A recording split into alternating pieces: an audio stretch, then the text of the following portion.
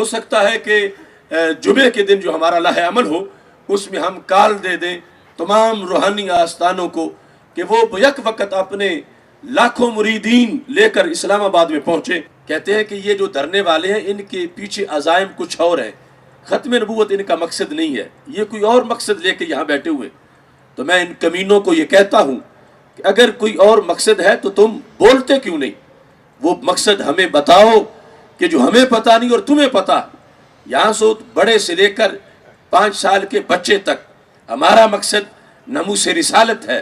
ہمارا مقصد ختم نبوت ہے، ہمارا مقصد قادیانیوں کی سرکوبی ہے، ہمارا مقصد منکرین ختم نبوت کو لگام دینا ہے، ہمارا مقصد پاکستان کے اسلامی تشخص کا تحفظ ہے، ہمارا مقصد اس ملک میں نظام مصطفیٰ صلی اللہ علیہ وسلم کی حکمرانی اور ناموس مصطفیٰ صلی اللہ علیہ وسلم کی پاسبانی ہے۔ یہ ہماری تحریک کے مقاصد ہیں۔ اور اس وقت ہم جو بیٹھے ہیں، جو ختم نبوت پر حملہ کیا گیا پارلیمنٹ میں، اور اس کے بعد رانا ثنا نے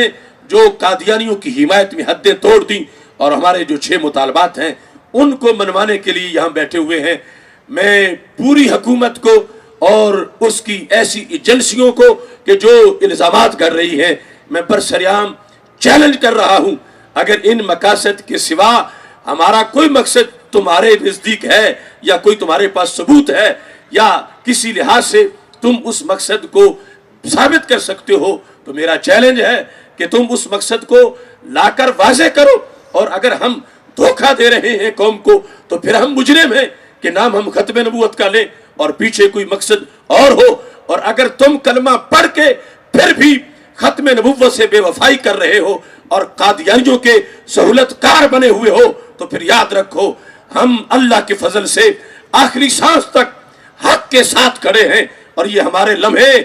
دونوں جہاں میں ہماری سعادت کے ضامن ہیں۔ اور تمہارا یہ ظلم اور تمہاری یہ یزیدیت اور تمہارا ختم نبوت سے یہ بے وفائی کا جو عمل ہے، یہ دونوں جہاں میں تمہاری ذلت کا باعث بنے گا۔ تم کل بھی ذلیل ہوگے، تم پرسوں بھی ذلیل ہوگے، ساری زندگی ذلت میں گزرے گی، تمہاری برزخ بھی ذلت میں ہوگی، آخرت بھی ذلت میں ہوگی۔ آج بھی وقت ہے کہ ان کالے کرتوتوں سے باز آ جاؤ اور اس جھنڈے کے نیچے کھڑے ہو جاؤ جو جھنڈا رسول اللہ صلی اللہ علیہ وسلم کی ختم نبوت کا جھنڈا ہے۔ اور ایسے ہتھ کنڈوں سے کب تم روک سکتے ہو ان دیوانوں کو؟ یہ اپنی زندگی کا سب سے بڑا قاضی یہ رکھتے ہیں کہ اگر حضرت محمد مصطفیٰ صلی اللہ علیہ وسلم کی عزت و ناموس پہ پہرا دیتے ہوئے ہماری جان نکل جائے تو اس سے بڑا اور شرف کیا ہو سکتا ہے؟ تجھے وہ شاخ سے توڑے زہے نصیب تیرے کہ تڑپتے رہ گئے گلزار میں رقیب تیرے۔ میری دعا ہے کہ رب ذوالجلال ہم سب کو یہ جو پروگرام ہے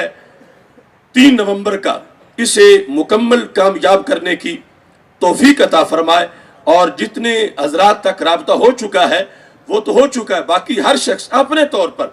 اپنے محلے میں، اپنے شہر میں تمام خطبہ رابطہ کریں، تمام ائمہ رابطہ کریں، ہمارے جو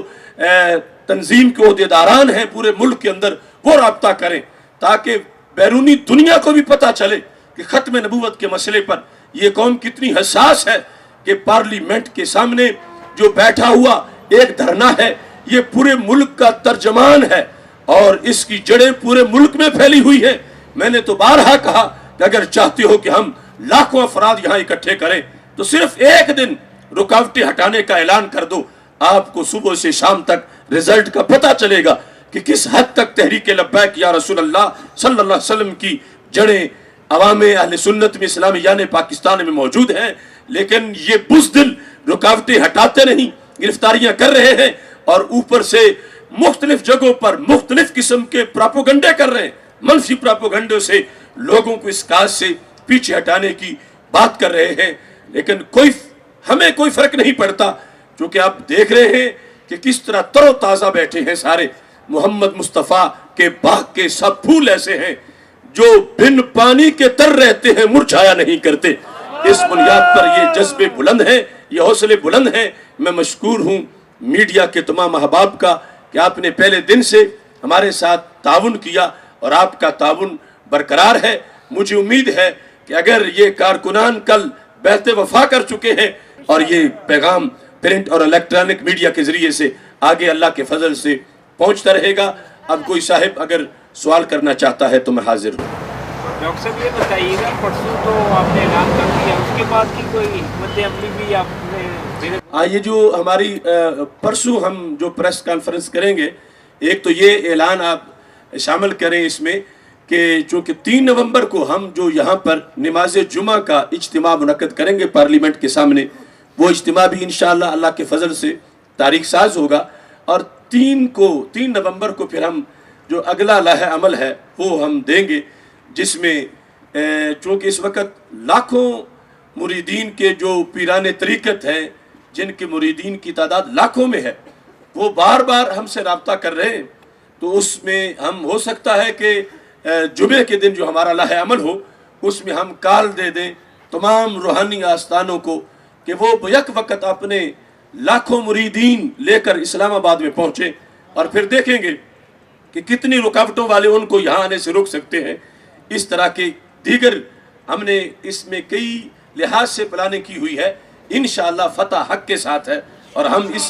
اس شارح دستور سے امت کے لیے ایک دستور لے کے جائیں گے، ایک امت پاکستان کے لیے ایک نورانی دستور لے کے جائیں گے، ایک شرعی منشور جو سب کے لیے اس ملک کی خوشحالی کا باعث بنے اور اس امت کے سرخرو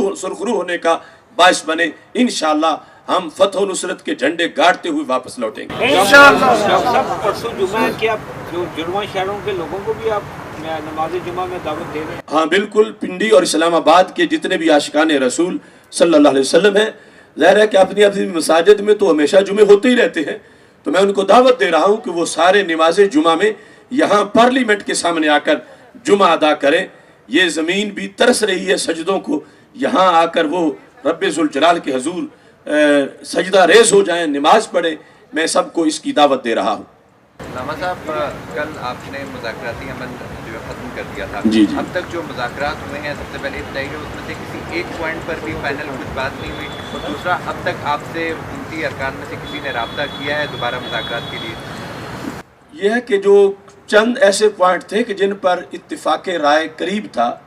ان 6 میں سے، لیکن ہم جو لفظ لکھوانا چاہتے ہیں ان الفاظ سے وہ پہلو طے کرتے ہیں، اور ہمیں چونکہ جو ہمارے قرآن و سنت اور فقہ اور منطق کے اصول ہم نے پڑھے اس کے مطابق ہم یعنی جانتے ہیں کہ ایک ایک حرف سے کتنا فرق پڑ جاتا، تو ہم اپنے الفاظ پر ان کو لانا چاہتے ہیں، اور ان کی پتہ نہیں کیا مجبوری ہے۔ اب ایک شک میں لفظ قادیانی لکھنے سے تو بھاگ رہے ہیں۔ ہم کہتے ہیں کہ قادیانیوں کی جو خلاف آئین سرگرمیاں ہیں ان کو کنٹرول کرنے کے لیے کمیشن تشکیل دیا جاتا ہے، وہ لفظ قادیانی سے گھبراتے ہیں۔ تو اس طرح کر کے یعنی انہوں نے آپس میں رکاوٹیں بنائی ہوئی ہیں، اور انشاءاللہ یہ رکاوٹیں ساری دور ہو جائیں گی ان کی، اور انہیں بالکل ہمارے الفاظ پہ آنا پڑے گا جن الفاظ پر ہم چاہتے ہیں، چونکہ ہم اللہ کے فضل سے مضبوط اعصاب والے ہیں، اور یہ سارے مراحل آہستہ آہستہ اللہ کے فضل سے طے ہو جائیں گے۔